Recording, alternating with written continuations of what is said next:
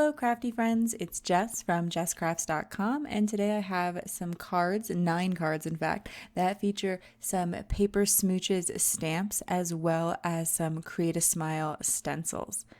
So recently, Paper Smooches had an amazing sale, 50% off to celebrate Kim's birthday.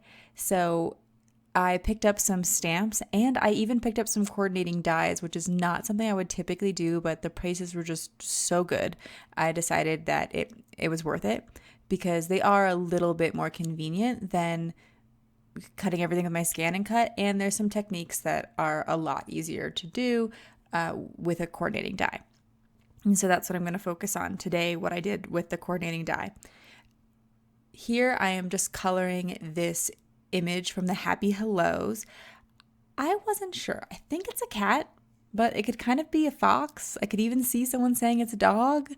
So I decided for a couple reasons that I would color it a really light gray color, almost a white, because I figured that way you can interpret it to be whatever you want. If you think it's a fox, now it's an Arctic fox. If you think it's a cat, like I do, then great. It's a gray, light gray, white cat, or the same thing for a dog. It works perfectly. So the other reason, though, besides the fact that it really went well with the idea that I wasn't quite sure what animal it was, is that I wanted a really neutral animal so that when I added all the crazy colors from all my stenciling and other techniques, that everything would match. And so I stamped out a ton of panels with this cat. I am going to show you 9 cards today, but I stamped I think 12 or more. And I just colored them all in this light gray color so that no matter what color I chose for my backgrounds, it would match really, really well. Another thing that's really nice about this light color is eventually I want to go in and add a pink nose, and this way I don't have to color around the nose. I can color right over it and then still add in the pink for the nose. So there's my R00. So I use the C's, C3, C1, and C0. Sometimes I like to use warm grays, but I think that if you look at the coloring of animals, the cat, dog, whatever animals, they actually have more of a cool gray tone. So I bought the coordinating dies. And I decided, well, one of the nice things about having coordinating dies is it makes masking really easy. Technically, you could cut out masking paper on your scan and cut, or you could just trace the image, or you could stamp the image down and cut it out and cut it with a little border. You don't need coordinating dies for this technique. It's just that they make it kind of simple. And the one thing though is this particular die really cut around the letters, which is what's nice about the die, because if I did cut this with my scan and cut, it would not cut out all those little spaces. So if I do want to cut out the image in the future, it's a nice thing to have. But for the technique I wanted to do, I didn't actually want all those little spaces in between. So I took some Post-it note tape and I covered up the holes that the mask created so that it's like one big masking piece. And now what I'm going to do is use a bunch of, I'm going to show you just one complete card, but I'm going to, throughout the video, use a bunch of stencils. And here is my collection of Create a Smile stencils. Create a Smile creates a lot of fun stencils. I really like quite a few of them, and I own a lot of them, but there's a lot that I don't own that I'd like to own too. But I have a problem where stencils are beautiful and relatively cheap. Like you can get a stencil for usually like $5 or $6, and compared to some other things like, a $15 stamp set, it's a really easy purchase. It doesn't take up a lot of room in your craft room, so you can have a ton of them. My stencil storage is from Clarity Stamps. I'll try to link it. It's a little bit hard to get your hands on, but I do like them quite a bit. Anyway, another reason I have a bunch of stencils that I don't use as much as I'd like to. They're really easy to buy and they're really easy to use, but they're just something I don't think of as much.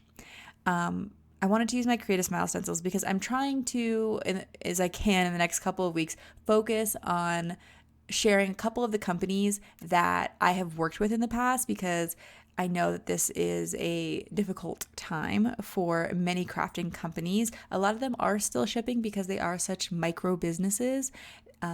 They, work from their homes or can still ship out. And I just wanted to kind of do a little thing to support the companies that have supported me in the past by, having me as a designer on their team and taking a chance on me when I didn't have much of a following and things like that. So anyway, this is the Create a Smile Blossom Stencil. I blended seedless preserves and I think it was wilted violet. And I used my Picket Studio stencil brushes. Then I decided to spritz it with some glitter spray. In the end, don't know if that was a great idea, just because it is such a delicate stencil and a delicate design that the Distress Oxide ink, which is water reactive, reacted to the spray and spread a little bit. And so it's not like a super, super crisp stencil image. It's a little hard to see here on camera, but that is something to consider if you decide to spray and add some glitter. I added glitter to some of my panels and not others. And in the future, after I did this one, I decided going forward, I would consider that it makes more sense to do it on ones that have like kind of larger images, or give my ink some time to dry before spraying it, because when you spray it when it's more fresh, it spreads even more. So there, I lifted up the mask. And now I'm ready to figure out how I want to like complete this card. I decided at the beginning that I would leave the hello uncolored on each of the cards, because I wanted to be able to coordinate the hello with the rest of the card design. In this case, I want to choose a color that's different than the purple. In a couple of my cards, I go monochromatic, and I think that looks great. And a couple of my cards, I go with like a complementary color that's more opposite on the color wheel. And then here I went with two that are next to each other on the color wheel. And so there's a lot of ways of making it look great. If you choose like, I believe it's blue and orange are opposite on the color wheel. So if you choose blue and orange, they're really going to pop off of each other. It's going to prevent a good contrast, and you're really going to stand out. And sometimes that's what you're looking for. Other times you want something a little more subtle. So you might want to choose things that are closer on the color wheel. And then of course, monochromatic always looks great as well. So here I have the brand new Cat Scrappiness Slimline stitched scalloped dies. It's a mouthful. But I was really excited to see Cat Scrappiness doing some stitched dies, some Slimline dies, because they have a really reasonable price point. So this set of Slimline dies, which work for 3.5 by 8.5, I believe, cards. I think that's what the Slimline is. The set of them is only $20, so pretty reasonable price. And I wanted to have that, option when I do my Slimline dies, because I am always reaching for my Cat Scrappiness dies to finish things off anyway. And so this is not a Slimline card, but it's giving me a thinner panel than I would get with my rectangle dies. And it's giving me that flat edge on the top, which is what I want, because I'm going to hang this off the edge of my card. And then I'm going to cut another panel just a tiny bit bigger than this rectangle I just cut. And when I ran it through with the long Slimline die, of course, it did not cut out the whole Slimline. It just cut out the portion that I had covered. So I wanted to share this tip. If you're like me and you don't have a ton of cardstock, especially coordinating cardstock, like a lot of people have like inks that coordinate with their cardstock, that coordinate with their markers, et cetera, I don't really have that. And anyway, one thing you can do is use your markers or your ink to create a coordinating cardstock. So I'm taking white cardstock here, and I'm taking the same Copic marker. So I colored the blue as BG 78, 72, and 75. And I'm going to take the 78, the darkest color, and I'm just going to color along the very edges so it looks like I have this perfectly coordinated piece of blue cardstock that, matches my hello, but really it's just a thin bit of Copic marker. When you do this, it will look a little bit streaky at first, the Copic marker, but Copic marker tends to even out a little bit as it dries, so don't be too concerned with that. And also, so little of it showing, nobody's really going to even be thinking about that bit of streakiness if it still is there. I would say going over it a few times is helpful. So then I'm going to add the adhesive to the back, and here I'm taking a standard A2 size card. So even though I use that Slimline die, it's the A2 card. And I'm going to put it just slightly off to the left. I don't want to center it. I just want to make it a little bit interesting. And so I place it there. And then I open it up and I cut off this excess with my scissors. For every other card, I actually use my paper trimmer, which I think was the better call. So I wanted to show you just a little bit of the process of some of the other cards. I didn't want to show you every single card because a lot of them are very similar, but if I could share a few tips by sharing a few more. Plus, I think it's really fun to see the reveal of stencils, so you're going to get to see a couple of like reveals throughout this. I used my tweezers the first time I pulled off my mask, and I would recommend doing that. And because I pulled a few off with my fingers, and that was a poor choice because I spread the ink and messed up my stenciling from that. I really like the Picket Studio stencil brushes for stenciling. Sometimes when I'm just laying down ink, the round tools from the Distress Blender are great, but if I were to use one of those round Distress blending tools right on these delicate stencils, it wouldn't be very crisp. I'd have to sort of press directly down. I couldn't do this swirling motion. I couldn't be as quick with it. So while the round blender tools from Tim Holtz, they work and you can totally do it with them, and they are better for stencils like this one that's a little bit less delicate, I will say that I think that the stencil brushes have a place in my craft room because of that. I'm picking different colors of Distress Oxide ink. Part of the reason I'm doing that is because I think it's fun that I'm not only getting to use a bunch of stencils, that I'm getting to use a bunch of inks. I use my Distress Oxide inks a lot. I don't regret them, but sometimes you feel like, oh, I haven't pulled out that color in a while. And I think this is a good card exercise to use some of your less used colors. Like maybe you use a lot of blues and greens because you like to create a lot of scene cards, but then you don't use your pinks as often, for instance. So that might be a fun one to pull out for this particular card design. So at first I was using the same mask for everything, the one that I cut from the coordinating die, and you definitely can do that. It's just that when you're transitioning from one card panel that you're working on to the next, you can sometimes pull up the ink if it's not completely dry. So what I would say is either dry off your mask that has the ink all over it in between, switching to each panel, because I prepared all the panels in advance, or maybe cut a couple masks if you're going to do a couple of cards. So here, this one I decided to spritz because it was a really bold design, and here I'm gonna peel off another one for you, but I'm demonstrating right there. I have ink all over my fingers. I probably shouldn't keep messing with these, but there I am. I'm doing it anyway. What's wonderful though about Distress Oxide inks is they are water soluble, so it's super easy to clean up my work surface and my hands. And so keeping a water bottle on hand, like a little spritz bottle, and a cloth can help you get a lot of the ink off your hands in between each card. In terms of the ink rubbing off the mask and onto the card, I kept that in mind sometimes. And here, I was like, well, if a little bit of the pink that's on that mask spreads onto the card here, I'm not going to be upset. It's just actually going to add some interesting color.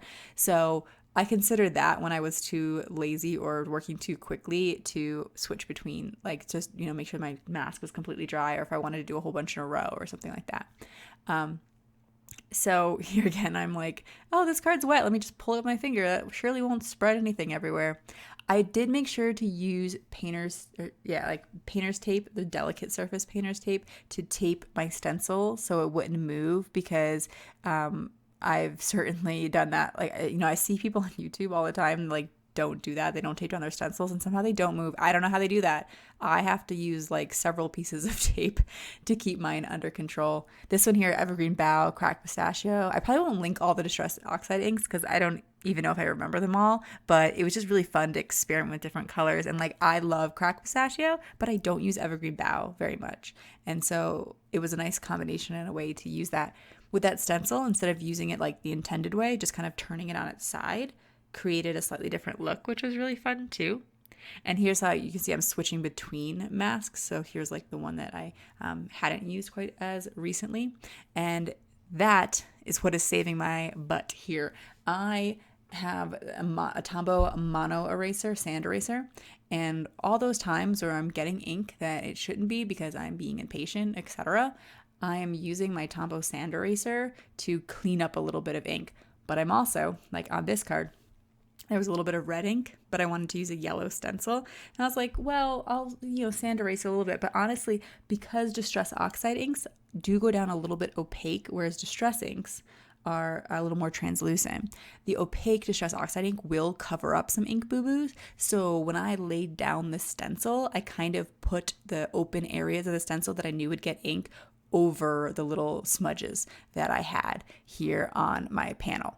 Also, I had smudges inside my hello, and I'm just going to color over it with Copic, and it's probably going to be fine, but I'll use the sand eraser to get a little bit off. Okay, so I was having a lot of fun with my stencils, and I would suggest keeping like a bucket of water somewhere near you so you just throw all the stencils in it, because I was just using so many. But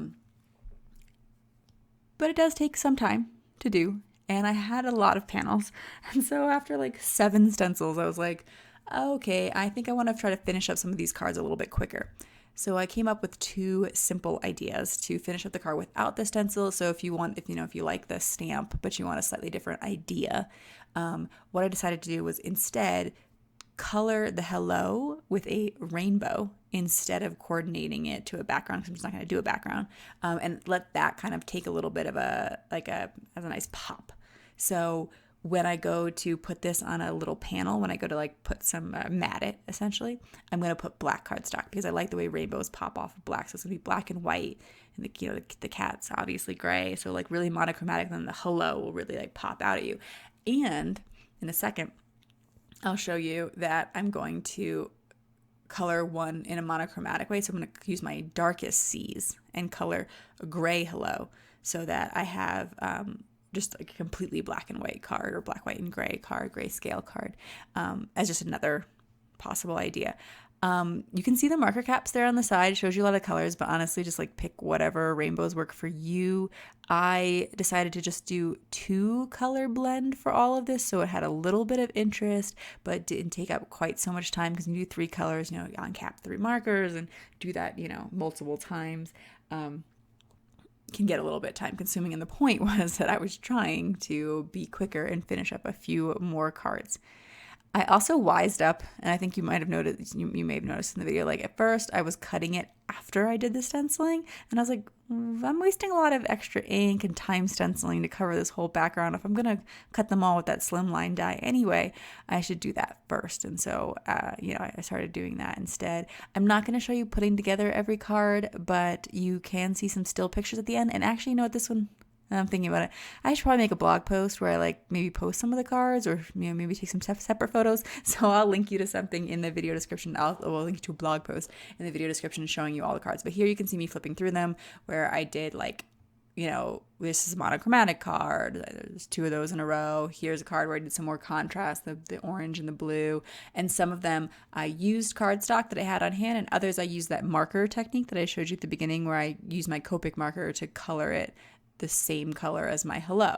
And then here are my 2 super simple fast cards that I wanted to use up the rest of the cats that I stamped in. So hopefully this video has given you a lot of fun ideas and encouragement, and like an idea for if you're like me and you have a ton of stencils that you haven't used, or some ink colors you really want to get down on paper.